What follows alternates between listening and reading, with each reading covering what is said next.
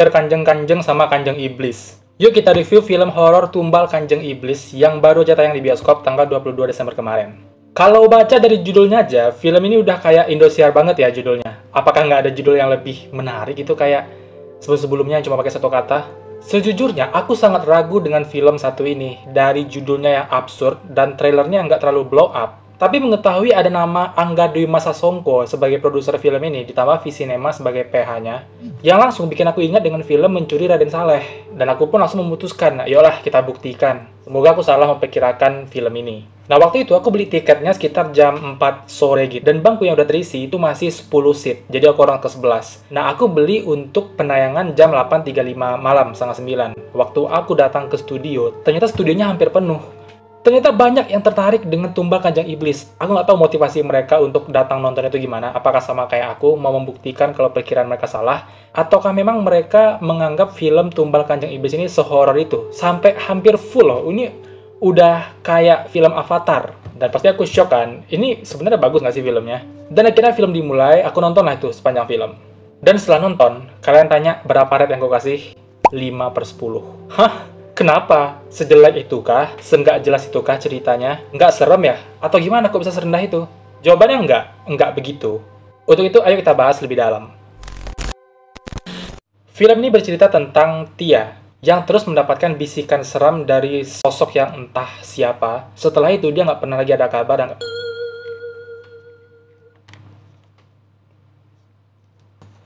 aku ngomong sama ini. Film ini bercerita tentang seorang gadis bernama Tia yang selalu mendapatkan bisikan seram yang entah dari siapa untuk pergi mencari kakaknya. Nah, kakak Tia yang bernama Putri ini udah menghilang selama 2 tahun. Dan 2 tahun yang lalu itu dia tuh pergi ke sebuah kota yang aku nggak tahu kotanya apa, lupa namanya. Yang tujuannya itu untuk pergi kuliah. Tapi setelah itu nggak pernah ada kabar dari si Putri dan dia menghilang nih sampai sekarang. Nah, satu-satunya peninggalan dari si Putri ini kepada Tia adalah sebuah foto tua yang berisi gambar sebuah rumah yang tua juga. Dan ada alamat di foto itu. Nah, datanglah Tia ke kota itu, ke alamat itu untuk pergi mencari kakaknya. Dan di sini yang agak aneh itu 2 tahun ngilang kok baru sekarang dicari gitu. Kenapa nggak pas seminggu 2 minggu kakaknya nggak ada kabar, itu langsung dicariin. Nah, sesampainya di kota, Tia ini bertemu dengan tukang ojek yang mengantarkan dia ke rumah tua itu, yang ternyata rumah itu udah terbengkalai lama banget. Nah, si tukang ojek ini menawarkan sebuah rumah kos kepada si Tia. Rumah kos yang katanya harganya itu sangat murah tapi punya fasilitas yang lengkap. Nah, karena memang hari udah mau gelap, Tia nggak tahu harus tidur di mana, akhirnya dia setuju dan ikut dengan Pak Ojek itu ke rumah kos. Dan di rumah kos ini, dia bertemu dengan Ibu Rosa, ibu kos yang terlihat sangat ramah dan penuh senyuman di wajahnya. Tapi lambat laun, Tia mulai merasakan hal-hal aneh di rumah kosan itu yang ternyata tanpa sepengetahuan dia, Tia ini punya koneksi atau hubungan dengan sebuah kelompok pemuja iblis, sekte sesat, dan dia harus mencari cara untuk bisa keluar dari rumah kos itu. Review section. Dari sini mungkin akan mengandung banyak spoiler, jadi untuk teman-teman yang nggak mau kena spoil, langsung skip aja video ini dan langsung tonton filmnya ke bioskop. Tapi kalau misalnya kalian rasanya nggak akan nonton filmnya dan mau denger di sini aja, ya nggak apa-apa. Stay di situ. Nah, kita bahas dulu dari kelebihan film ini. Yang pertama yaitu make up, khususnya bagian luka yang dimiliki oleh ayah Tia, Bu Rosa, dan suaminya. Dan make up luka ini terlihat sangat nyata dan menjijikkan. Yang kedua, adegan sayat-sayatan di film ini itu memang agak serem, terlihat real darahnya, lukanya. Dan yang ketiga itu visual gambarnya, kayak kualitas kamera, angle pengambilan gambar, tone warna yang dipakai.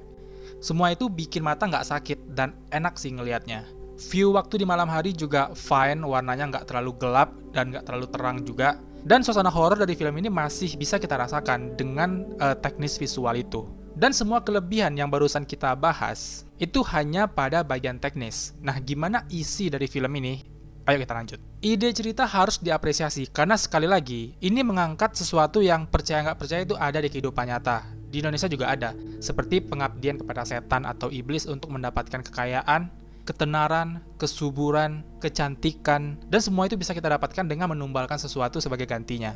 Entah itu nyawa atau ritual atau sesajen dan lain-lain hal, mencari tumbal yang dipersembahkan, itu memang dengan mudah memancing orang-orang untuk nonton filmnya. Karena aku pribadi pun juga suka nonton film yang berhubungan dengan sekte, ritual, orang-orang yang aneh, gelagat mereka, cara bicara mereka, tingkah laku mereka. Itu memang menyeramkan dan bisa menjadi ciri khas tersendiri untuk film-film yang mengangkat tentang kisah ini. Tetapi sayangnya, film Tumbal Kanjeng Iblis ini bisa dibilang menggunakan formula yang sangat standar. Jadi formula ini udah dipakai di banyak film horor setipe ini. Jadi kasarnya, kamu ngambil ide atau konsep dari film-film yang udah ada, terus dicampur, diaduk, dirubah sedikit plotnya, jadilah film ini. Karena menurut aku, film Tumbal Kanjeng Iblis ini, the whole movie, itu memiliki konsep yang sama kayak film Inang. Kalau kalian udah pernah nonton, berkisah tentang seorang wanita yang mencari sesuatu, kemudian sampai ke tempat baru, ke rumah baru, bertemu orang baik. Terus lambat laun mengalami hal-hal yang aneh, sampai akhirnya dia terjebak di situasi yang mengerikan. Dia berusaha mencari jalan keluar, dan menjadi bagian dari sebuah ritual mengerikan. Dan endingnya juga sama nih, antara Inang dengan Tumbal Kanjeng Iblis. Pemeran utama yang awalnya baik itu menjadi villain, menjadi jahat. Orang yang berusaha mati-matian, menyelamatkan diri dan mencari jalan keluar, tapi ujung-ujungnya dia menjadi orang yang jahat, juga mengikuti jejak villain sebelumnya. Aku nggak tahu ini apa motivasinya bikin konsep film kayak gini. Tapi selain film Inang, aku juga menemukan satu hal yang sama antara film Tumbal Kanjeng Iblis dengan film Incantation, yaitu adanya gerakan tangan yang membentuk simbol gitu. Tapi bagusnya seingatku film Indonesia yang memakai hal kayak gitu, simbol tangan di film ritual sekte itu baru film ini, baru film Tumbal Kanjeng Iblis. Nah, ada yang cukup menarik nih dari plot film ini. Walaupun yang aku tahu film ini menggunakan formula yang standar dan plotnya bisa ditebak arah ceritanya kemana, tapi plot film ini tetap bikin kita tuh menebak-nebak ini endingnya bakal kayak gimana. Dan ternyata sedikit ada twist di film ini tentang hubungan Tia dengan si Kanjeng. Tapi walaupun punya sedikit plot twist yang istilahnya itu harapan satu-satunya film ini bisa disukai orang, tapi endingnya yang Tia menjadi villain itu justru merusak dan merobohkan lagi film ini. Balik lagi standarnya ke awal. Nah, sekarang kita masuk ke poin pentingnya nih. Apa yang bikin aku kasih rate rendah ke film ini, yaitu aktingnya. Kalian setuju nggak kalau film horor tentang sekte, pemujaan iblis, orang-orang aneh, akan lebih ngena horornya kalau mereka bisa kasih acting dengan ekspresi yang disturbing.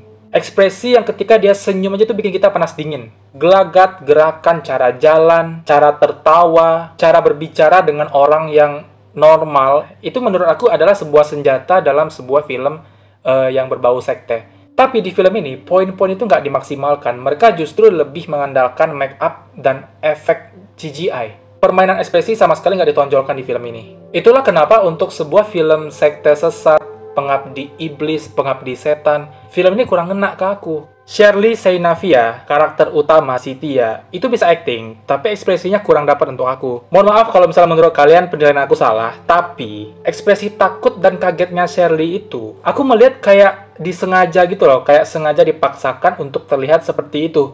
Jadi belum senatural yang dia bisa. Aku yakin dia bisa senatural mungkin, tapi masih belum gitu. Jadinya sampai ke aku, itu flat. Justru acting yang paling aku suka di film ini adalah actingnya si aku lupa namanya, Mas Jono, si bapak ini nih, si abang ini. Aku paling suka actingnya.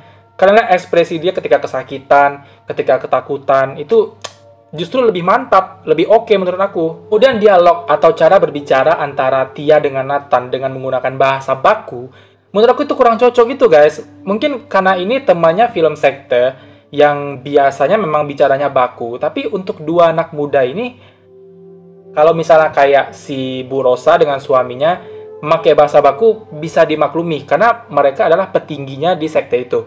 Mereka punya komunikasi yang harus dijaga kesopanannya, etikanya dengan si Kanjeng Iblis. Jadi wajar kalau misalnya mereka berdua ini ngomong pakai bahasa baku yang sopan gitu kan.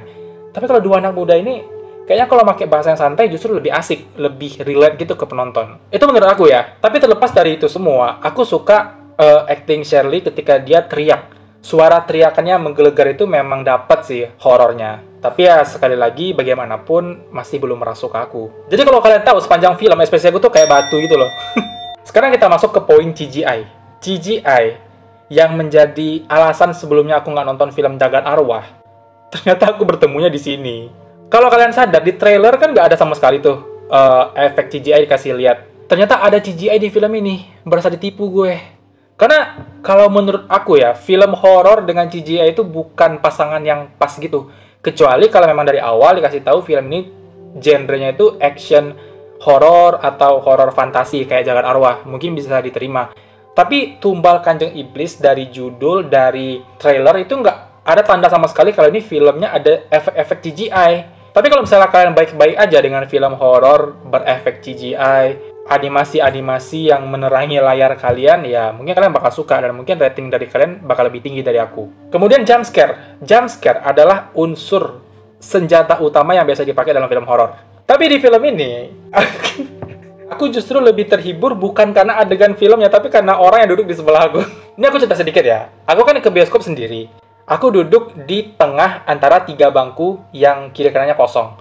Ternyata waktu aku sampai di studio, 2 bangku kiri kanan ini berisi. Orang jomblo juga yang nonton sendirian. Tapi kami nonton sendiri bukan karena kami kesepian atau gak ada kawan ya. Itu karena kami nggak mau keinginan kami itu terhalang oleh ketidakinginan orang lain. Jadi sayangi dirimu minum yogurt tiap hari. Makanya kami bertiga nih nonton sendiri aja, nggak ada kawan-kawannya. Nah, orang yang duduk di kanan aku itu, cowok, agak tinggi, pakai kacamata. Dan dia masuk ke studio itu bawa sepaket makanan dan minuman. Yang aromanya nauzubillah itu bikin... Anjir, nih bikin lapar aja nih orang. Nah, selama nonton, kan ada aja tuh adegan atau suara yang bikin kaget. Tapi aku nggak bisa fokus sama adegan jumpscare di layar. Fokusnya sama ekspresi si kawan ini. Dia kaget itu sampai nyentak gitu guys. Jadi kayak... Padahal nih adegan cuma dia sendiri yang kaget. Orang ada yang kaget. Mungkin memang si abang ini sekagetan itu orangnya ya. Dan aku sumpah aku susah nahan ketawa guys. Jadi, waktu orang lagi fokus sama horor, aku fokus sama si abang ini. Tapi untuk aku, malah jumpscare di film ini nggak dapat sama sekali. Karena apa? Karena jumpscare-nya diletakkan di tempat-tempat yang udah bisa ketebak. Jadi ketika momen-momen yang aku rasa ini bakal ada jumpscare, kita udah siap siaga untuk tutup mata. Jadi kagetnya nggak dapat lagi.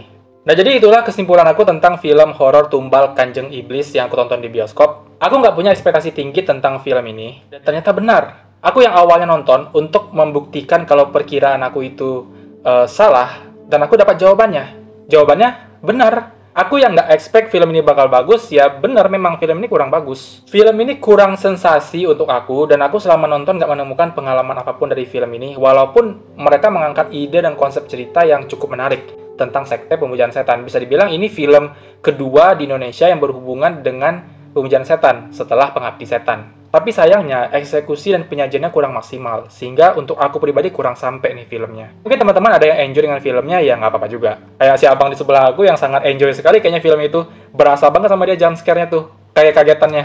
Tapi ini pesan jujur dari aku, kalau misalnya teman-teman memang pengen nonton di bioskop karena gabut atau karena terlalu banyak uang dan nggak tahu mau diapain, ya silahkan kalian tonton dengan pasangan atau sama teman-teman kalian di bioskop.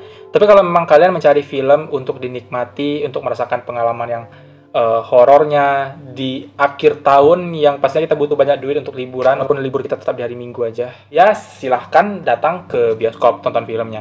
Tapi untuk kalian yang kayaknya cuma punya satu kesempatan untuk nonton, mending skip aja, save your money untuk film yang lebih bagus atau untuk hal lain yang lebih berguna, karena semua yang kita bahas tadi itu review jujur dari aku. Tapi untuk teman-teman yang udah nonton, gimana pendapat kalian tentang film Tumbal Kanjeng Iblis? Apakah kalian sependapat atau lebih buruk dari aku, atau justru kalian lebih suka dengan filmnya? Coba share pendapat kalian di kolom komentar. Nah, tanggal 29 nanti rilis lagi tuh film KKN Desa Penari Luwih Dono Luwih Medeni. Ya nggak? Dan aku ragu nih harus nonton lagi atau enggak. Coba kalian punya saran nggak? Harus nonton atau enggak?